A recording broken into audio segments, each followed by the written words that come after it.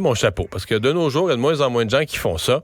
Et il l'avait promis et il l'a fait au cours des dernières heures. Il a publié un texte. Et c'est pas un paragraphe écart, là. C'est un texte avec de la matière, de la substance. Vous avez le droit d'être d'accord ou pas avec l'ensemble du contenu. Mais ça présente une vision, ça présente sa vision. Raconte un petit peu, d'ailleurs, là, interpellé en point de presse par un journaliste sur les toilettes mixtes et le dossier Mix-Martin, j'ai fait la déclaration suivante. Et donc, explique sa position, explique ses craintes. Le Parti québécois qui est dans le vivre et laisser vivre a toujours été du côté, par exemple, des personnes homosexuelles, le mariage des personnes gays, mais qui va plus loin. Il dit on ne peut pas ignorer certaines dérives idéologiques. Il réfère en cause, quand tu critiques le mouvement woke, là, la beauté, c'est que tu as toujours un événement récent. Dans ce cas-ci, on dit il y a une école à Mississauga, en Ontario, où effectivement, on a fait le ménage c'est pas croyable, on a fait le ménage dans la bibliothèque, on a enlevé la moitié des livres. Et Harry Potter, toutes sortes de livres au nom de équité, diversité et inclusion. Et donc, dit que oui, il maintient son idée que pour avoir des règles claires, une commission parlementaire pourrait être nécessaire. Quoi?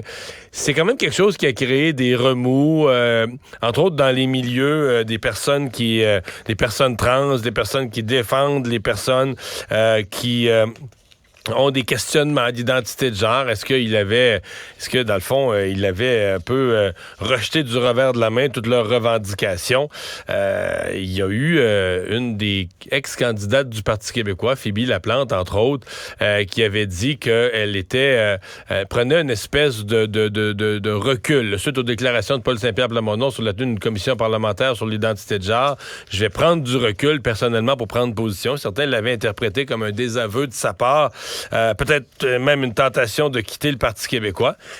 À la suite de la lettre publiée ce matin par Paul Saint-Pierre Plamondon, elle est avec nous. Phoebe Laplante, bonjour. Bonjour, vous allez bien, M. Dumont? Oui, vous avez pris connaissance de cette lettre? J'ai pris connaissance de cette lettre. Écoutez, j'ai pu la lire attentivement. D'abord, je veux juste revenir parce que vous avez parlé de quelque chose de très important. Je tiens à dire qu'il s'agit d'un sujet quand même sensible à aborder, puis que l'identité de genre est délicat et difficile à aborder, puis que moi-même, j'ai dû prendre du recul parce que oui, ça concerne la communauté LGBTQ+, puis que j'ai eu certaines tensions dernièrement à répondre à ces questions-là, puisque j'ai été candidat, puis c'est normal. Puis aussi, forcément, j'ai été touché. Vu que personnellement, je suis moi-même une personne trans, donc c'est normal de vouloir prendre du recul pour réfléchir sur une question qui est essentielle au niveau de notre société. Pour ce qui est de la lettre, je dirais qu'elle est assez nuancée. Elle apporte des éléments qui sont vraiment qui apportent une réflexion sur le débat en tant que tel. Je veux dire, et en fait, ce qui pose les bails là-dessus, c'est le fait qu'on pose un sujet qui est, oui, très sensible, tout ça. C'est une lettre qui amène le fait qu'il faut avoir une commission parlementaire et que c'est important pour promouvoir et discuter publiquement de la nuance et en abordant aussi les choses telles qu'elles sont et telles qu'on doit les penser. C'est sûr que la population générale a le droit d'avoir son opinion. Puis il faut être capable, je pense, de maintenir des discussions démocratiques, que ce soit entre la communauté LGBTQ+, et la population en général. Donc, réellement, je dirais que la lettre en soi est assez bien à ce niveau-là, je vous dirais.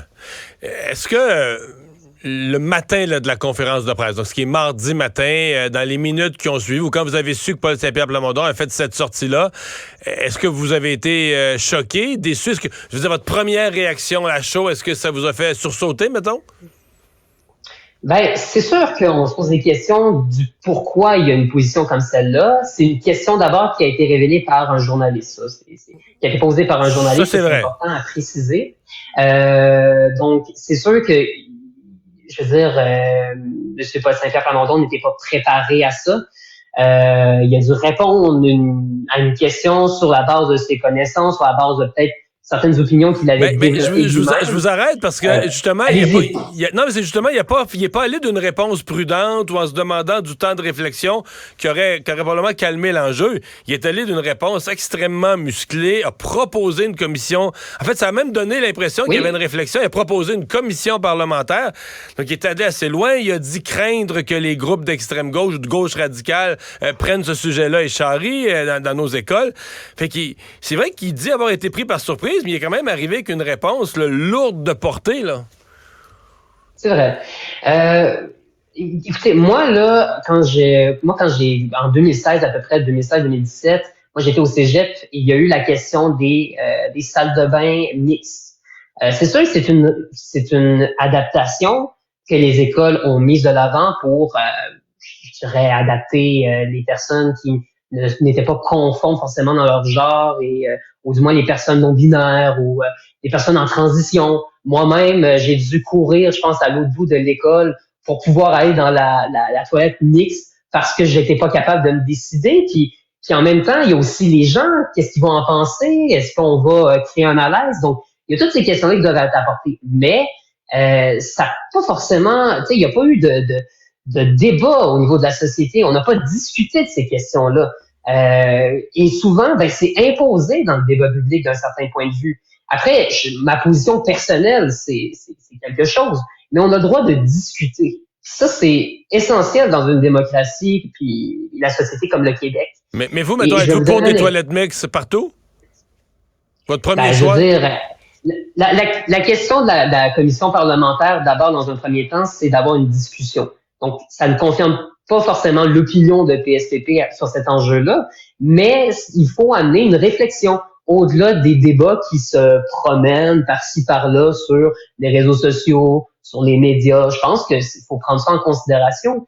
Et bon, pour ma position personnelle, c'est clair que oui, d'un certain point de vue, mais ça, c'est personnel, c'est par rapport à ma situation, par rapport à mon vécu. C'est sûr que pour ce qui est de monsieur, madame, tout le monde, c'est autre chose. Il y a une réflexion à apporter. Est-ce qu'une femme de la population générale est à l'aise d'être confrontée, par exemple, à un monsieur ou je sais pas, quelqu'un qui n'est pas forcément typiquement féminin, à laisser cette personne entrer dans la salle de bain? C'est sûr que moi, de mon côté, pour moi, les toilettes mixtes, c'est important. Mais après, il faut quand même recueillir l'avis de ces gens-là parce que c'est important. Je veux dire, l'avis de tout le monde est important. Puis dans une famille, là, parce que moi, je considère que le Québec, c'est plus une famille, là, tout ça. Mais c'est important d'avoir des discussions. C'est important de pouvoir aussi de faire le point. Et je vais vous donner un exemple. En 2003, 2004, à peu près, comme ça, il y a eu justement la question du mariage gay. Et il y a eu plusieurs personnes. Puis, bon, moi, j'étais trop petite. J'avais l'âge de 3-4 ans à ce niveau-là. Donc, je m'en souviens pas. C'est pas un débat que j'ai pu assister en tant que politicienne. Mais ça a quand même soulevé les foules.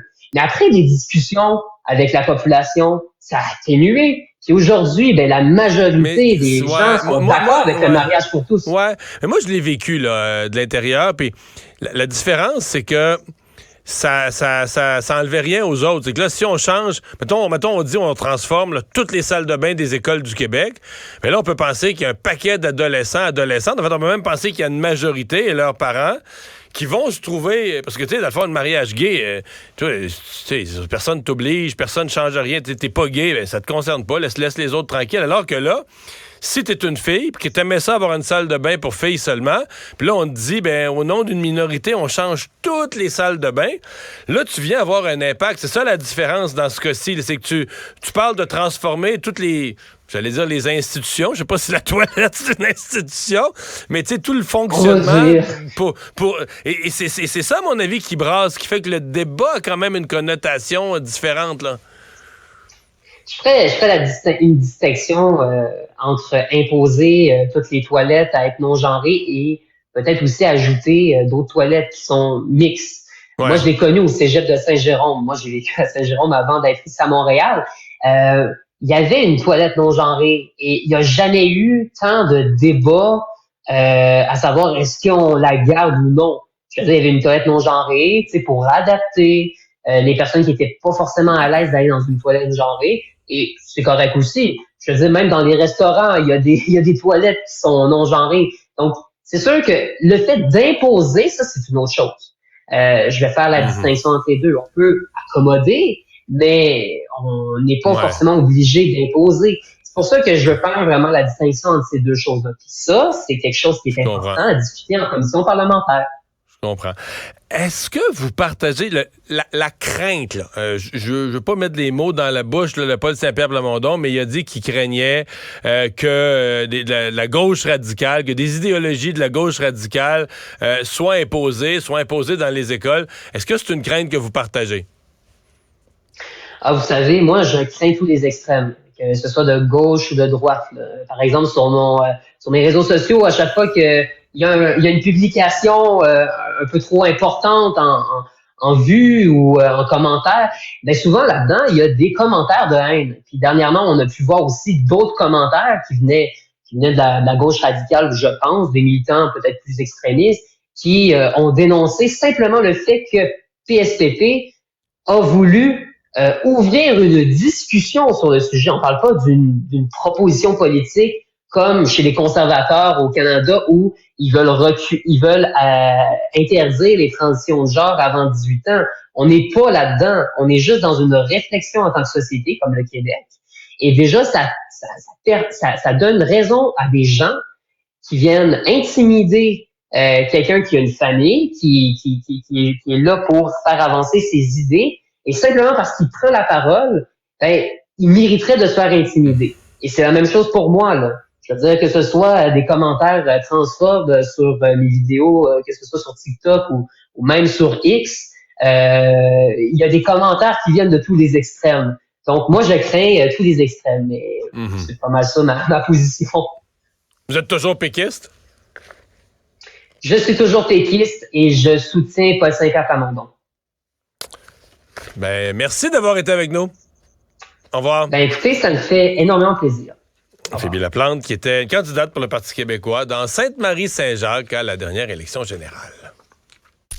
Vous écoutez